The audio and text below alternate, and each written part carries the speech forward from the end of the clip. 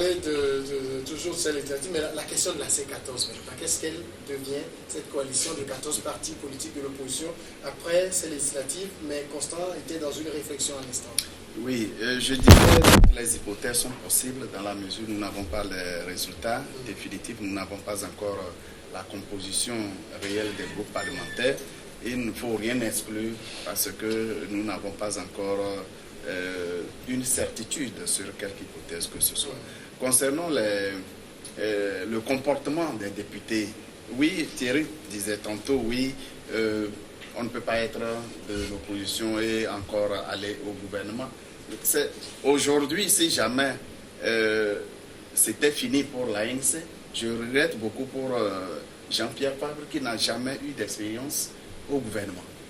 C'est une faiblesse, une grosse faiblesse en tant qu'homme politique. C'est une grosse faiblesse. Aujourd'hui, son âge, je me demande pendant combien de temps il peut encore s'agiter sur la scène politique. Les hommes politiques ont le droit de vivre très longtemps. Prenez l'exemple d'Abdoulaye Wade. Pendant qu'il n'était pas encore président, tantôt il est gouvernement, tantôt il démissionne. C'est ça l'expérience politique. C'est ça. C'est très important comme expérience politique parce que un chef de file de l'opposition qui n'a aucune notion de la gouvernance, de l'expérience gouvernementale, vraiment on dirait qu'il n'a été l'ombre que de ce qu'il devrait être. Bien, maintenant que devient la C4, la coalition des 14? Au fait, la coalition des 14 politiques n'est pas une institution. Les gens se sont retrouvés à un moment donné pour défendre une cause. L'option stratégique a été mauvaise et le résultat, il est mauvais. Bon, il appartient à chaque responsable de prendre la décision qui s'impose. S'ils veulent toujours, maintenant qu'ils sont plus ou moins dans le gouffre, s'ils veulent être solidaires dans la bêtise, c'est à eux de choisir. Les termes sont forts. Hein? Mais au fait, je n'ai pas compris pourquoi cette myopie des responsables de l'opposition radicale, la C14, qui ont choisi délibérément de ne pas aller à ces élections, rééditant l'édition de 2002. Hein? C'est grave, c'est une myopie grave. Et je me dis, ça veut dire que la crise, ce que nous appelons la crise togolaise, n'a pas un fond politique. Mais c'est plutôt, je pense, une haine séculaire qui anime des gens et qui transmettent à leur progéniture. Et là, une haine n'est pas un projet politique. Ce n'est pas un état d'esprit d'un homme politique. La crise togolaise a profond la précarité, l'emploi des jeunes. C'est sur la pauvreté que Atchadam a surfé pour mobiliser. C'est sur la pauvreté. Tous ceux que nous avons vus courir dans les rues, ce ne sont pas des militants de l'opposition. Ce sont des mécontents. Ce sont ceux qui n'ont pas d'emploi. Ils ont besoin de l'emploi, ils ont besoin de survivre.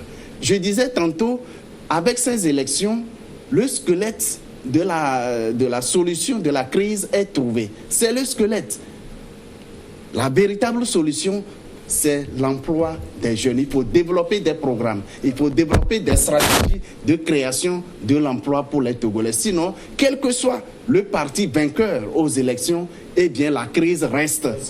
Alors, Abel Clouchet, la C14, qu'est-ce qu'il en reste? Parce que apparemment, on ne semble pas de ce côté vouloir lâcher le morceau.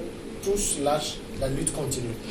Oui, la C14 donne l'impression d'être sonnée, surtout après la sortie des chefs d'État de la CEDEAO à Abuja, ce qui devrait être surprenant parce que en réalité, au sein de la C14, même si plusieurs n'ont pas une expérience gouvernementale, ils doivent avoir quand même des expériences institutionnelles, ne serait-ce que de façon théorique, et savoir comment les choses marchent. Ces organisations comme la CEDEAO ne traitent pas sur un long terme avec des entités non étatiques et qui ne sont pas des autres organisations internationales. Et donc, quand vous êtes une frange de la population qui ne représente ou qui n'est pas plutôt une institution, naturellement, quand vous avez le vent en poupe, il faut en profiter tout de suite et maintenant. Et vous devez savoir que le temps est votre ennemi.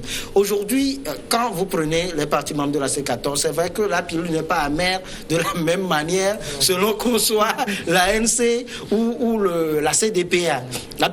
Et encore le parti des Togolais. Parce que quand vous prenez le grand perdant de ces élections, c'est l'ANC. Et vous vous retrouvez avec 0 député, alors que vous en avez une dizaine avant.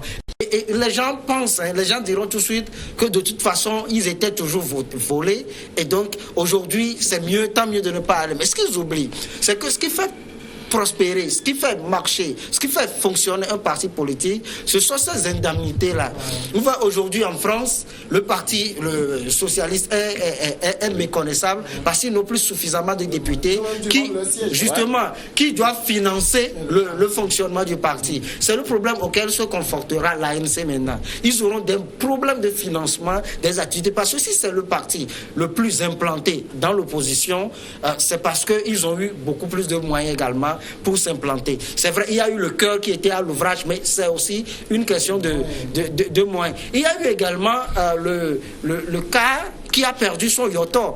Pas définitivement non plus, parce que si on organise les élections et que le cas y participe, yoto sera conquis. Donc, il y a eu le cas qui a perdu. Oui, mais on le disait tantôt. Donc, le cas à yoto, c'est historique. Et ça, c'est pas seulement une affaire du Togo, d'après tous les pays. Il y a ça des partis qui tiennent certaines localités et qui font tout, qui restent. Et donc, il y a également le cas qui a perdu. Il y a le FDR qui n'a plus non plus de députés. Et puis, il y a d'autres partis, le PNP qui a mobilisé, mais qui, au fond, si je veux être cynique, gagne dans cette affaire parce qu'il y a un problème de leadership terrible qui était au sein du parti. Il y a l'ANC qui s'imposait naturellement parce que l'ANC a un certain nombre de députés. Aujourd'hui, au nom de quoi vous allez vouloir vous imposer aux autres? On va vous dire, écoute, bas la terre, et ce n'est plus comme avant.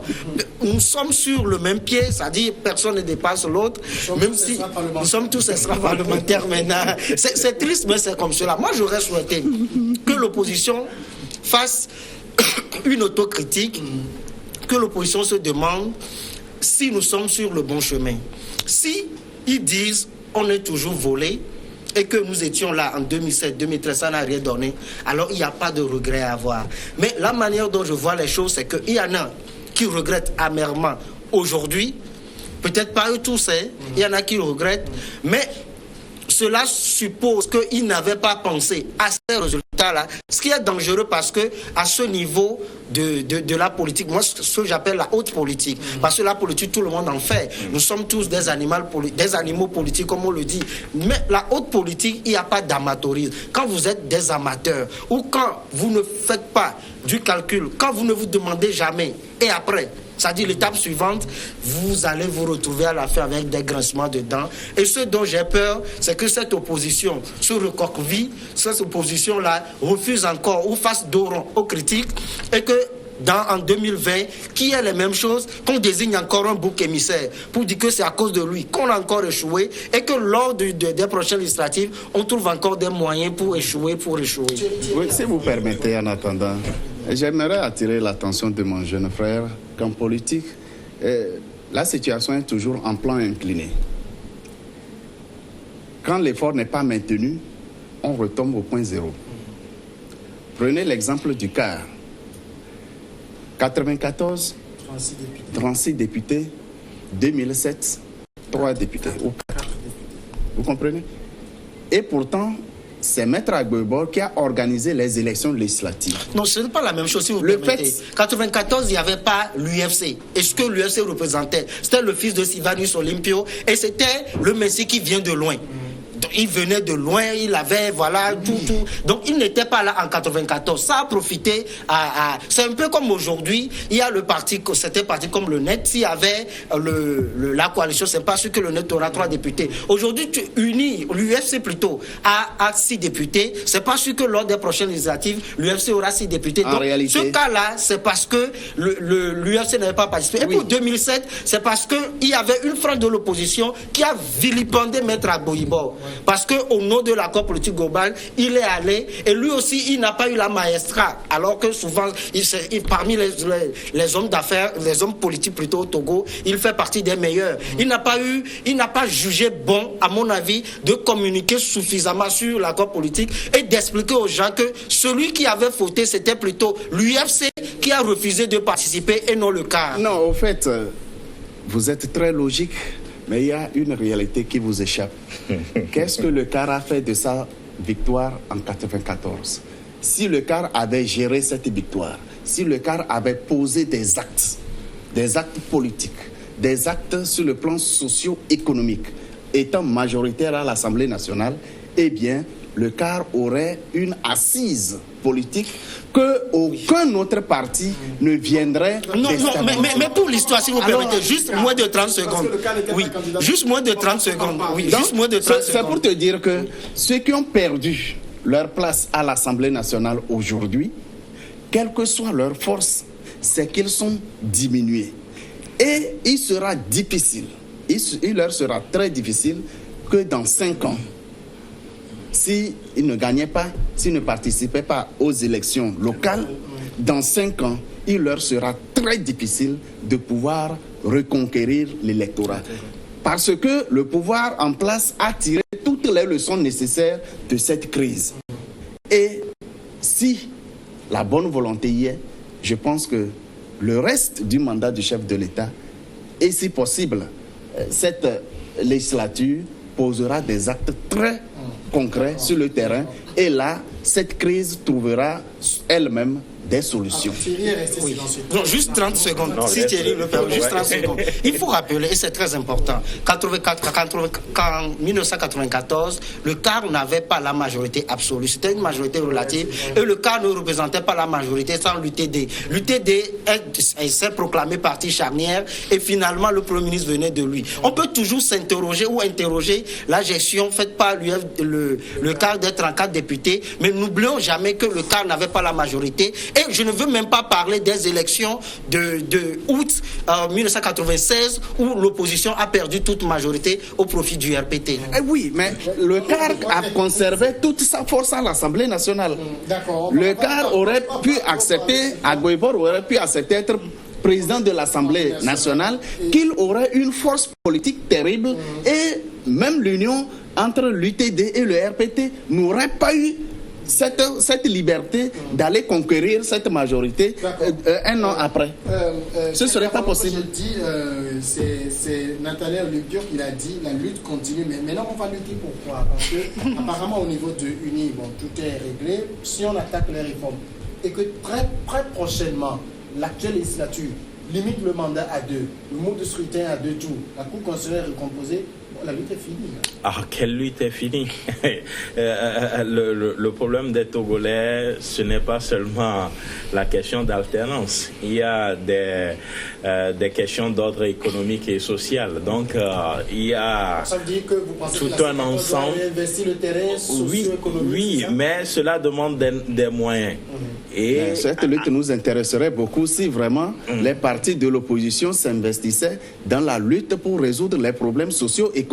Voilà. Parce que c'est cela la population attend, et singulièrement la jeunesse. Ce que l'opposition n'a jamais fait. Il y a aussi la question de la candidature de Faure Gnassingbé en 2020. Ça, à un moment donné, ça va encore cristalliser. On pouvait poser ça sur le Parlement, mais quand on est plus au Parlement... Ça va aussi cristalliser les débats et je crois que la C14, si elle existe encore, hein, oui, parce que il faut dire que si elle existe encore, va surfer sur ça pour essayer d'animer encore la vie politique togolaise ou se faire encore le porte-parole du peuple qui se retrouve dans cette revendication. Dans une lutte existentielle, c'est ça? Oui, c'est tout à fait, parce que la C14 a beaucoup fauté. Je crois, on l'a dit ici l'autre fois, elle n'a pas su profiter de cette écoute-là qu'elle avait à un moment donné au niveau de la sous-région. Parce que si vous observez un peu tout ce qui s'est passé jusqu'aux élections du 20 décembre, à un moment donné, il y avait certains chefs d'État qui était disposé à les accompagner, à les aider pour que ils puissent, je ne sais pas, réussir ce qu'ils ont déclenché, en tout cas le 19 août.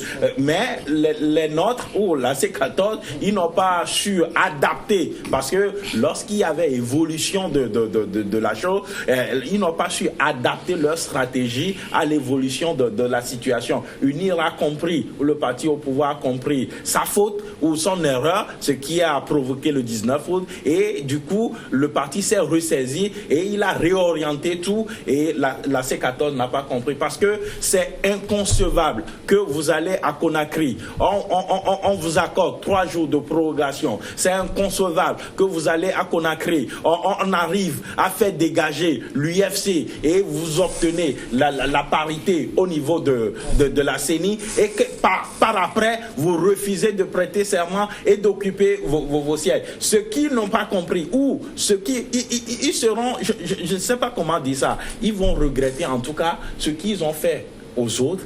Ils seront aujourd'hui victimes de la même chose. En ce sens que, en ce sens que quand il y aura débat, les autres vont dire, ah tiens, nous n'avons pas besoin de vous, nous avons affaire au parti au pouvoir, donc laissez-nous discuter avec eux, et ce que nous obtiendrons, c'est ça que nous allons partager avec vous. Et puis le danger, le risque, c'est que pour la CENI, pour l'organisation des présidentielles, de la présidentielle de 2020, c'est eux qui vont être comptés. Ah oui, vous voyez. Donc quand ils rejetaient les autres, cette fois-ci, c'est aux autres de les rejeter. En fait, je pense que leur attitude s'explique, à mon avis. L'objectif des leaders de la C14, ce n'était pas les élections. C'était faire partir Faure Gnassingbé. Faire partir Faure Gnassingbé par tous les moyens. Maintenant que Faure Gnassingbé n'est pas parti et qu'il faut s'inscrire dans la dynamique d'organiser les élections, il ne se retrouve plus. Et dans cette crise, il y avait des lobbies derrière. Les tenants de ces lobbies ont compris que les leaders de la C14 ne leur servait pas à grand-chose. Il y a tout ça là. Rapidement, eux, ils ont replié. Vous savez, il suffit d'être mal éduqué et on se croira tout permis, on se croira avoir droit à tout. Et lorsqu'on tombe dans les travers de la loi, on pense que tout le monde entier est contre soi. C'est ce qui est arrivé. À partir du moment où ils n'avaient pas l'écoute de ceux qui accompagnaient le Togo, désormais, ils disaient de n'importe quoi à l'endroit des facilitateurs, ils disaient de n'importe quoi à l'endroit de la CEDEAO, et ils ont oublié que ce sont eux qui sont en train d'accompagner le Togo. Rapidement, ceux-là ont pris conscience, les autres chefs d'État ont pris conscience que ces leaders ne représentaient en réalité rien. Qu'est-ce qui leur reste comme crise aujourd'hui? C'est cette haine, cette rancune qu'on ne peut jamais traiter chez eux. Parce qu'elle reste, à moins qu'eux-mêmes décident de renoncer à cet esprit de vengeance contre quoi, je ne sais pas.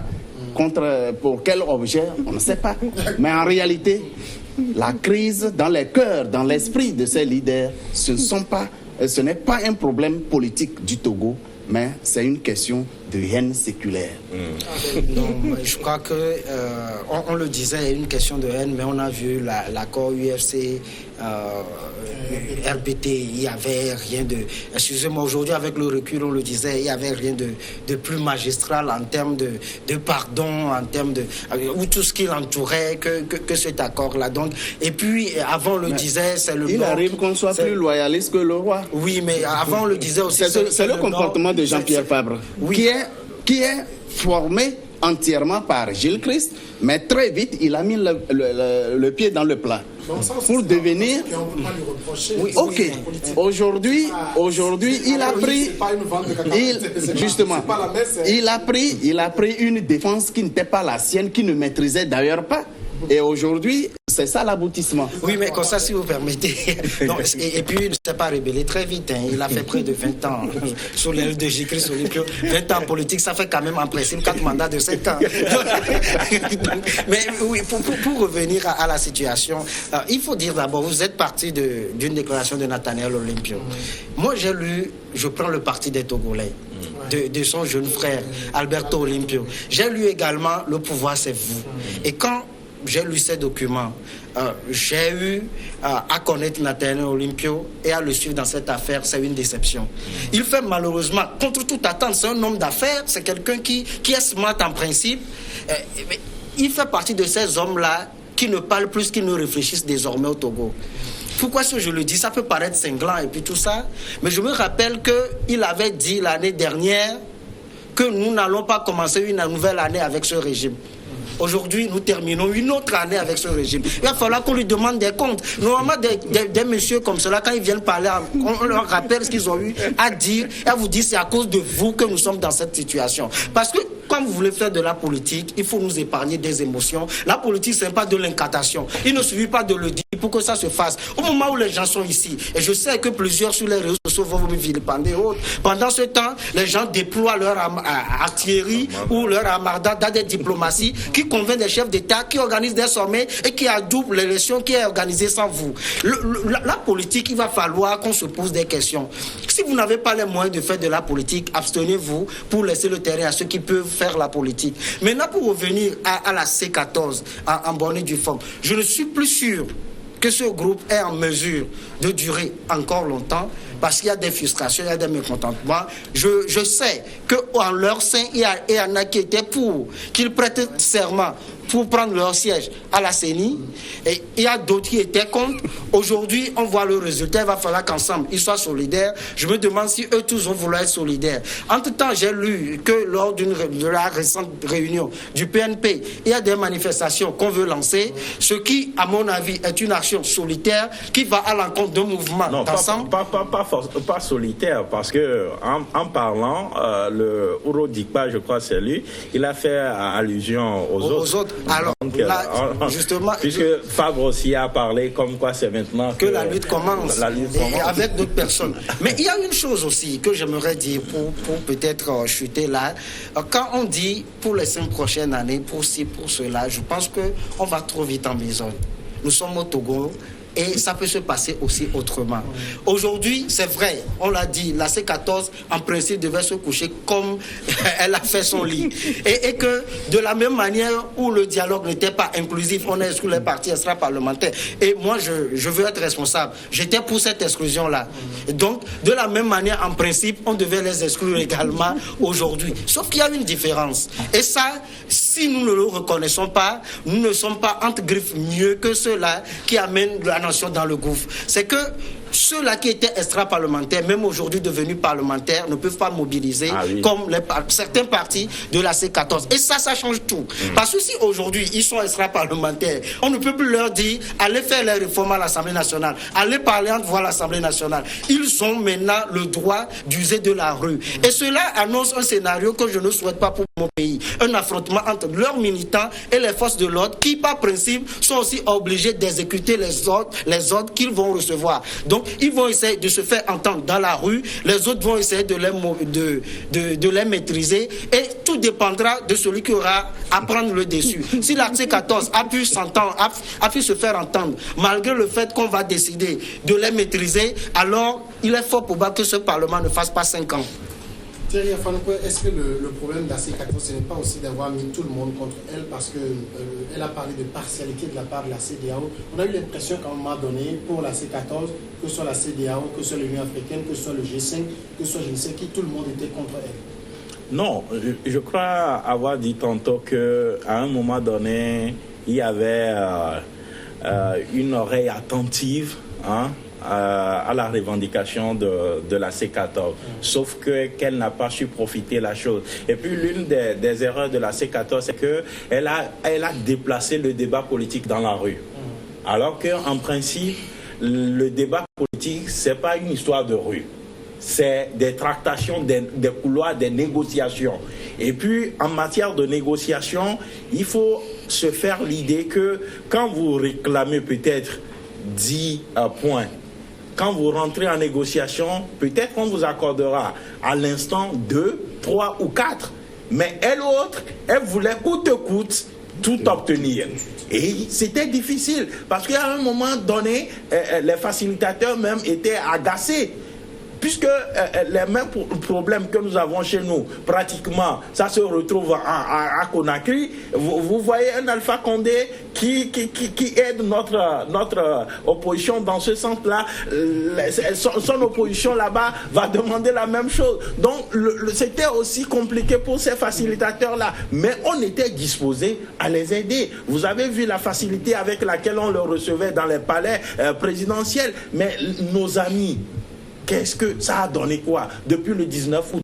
Tout ce qu'ils réclamaient jusqu'à aujourd'hui, aucun point n'a été satisfait. Donc, en réalité, c'est un échec. Et c'est le peuple qui a perdu. On a enregistré des morts et des morts et des morts. Donc, elle doit se ressaisir et réorienter sa lutte. Sinon, en appelant encore les populations demain dans la rue, je risque fort qu'elle ne trouve personne derrière son appel, si encore que le pouvoir puisse acter ou bien opérer les réformes et changer le quotidien des Togolais. Il y a deux choses que je veux rapidement dire. La première chose, quand on disait la politique, c'est la négociation, c'est la diplomatie. Moi, j'ai été choqué de constater que, excusez-moi, ces aînés, ce n'était pas toute la C14, et avaient rendu visite au président Bédié, ont rendu ça officiel. Quand on sait aujourd'hui la guerre qu'il y a entre Alassane Ouattara et Bédié, j'ai été choqué. Je me dis, non mais c'est pas possible. Et vous voyez,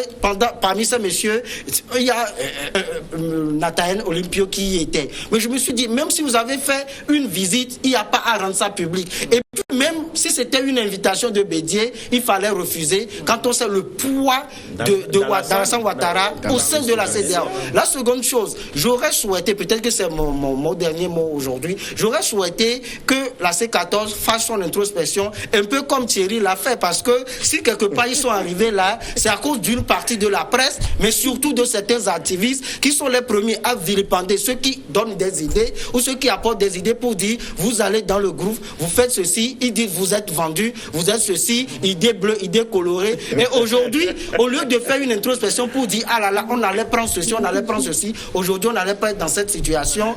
Voilà, il va falloir qu'il le fasse. En 10 secondes, je pense que la C14 a obtenu un résultat. Lequel? Il faut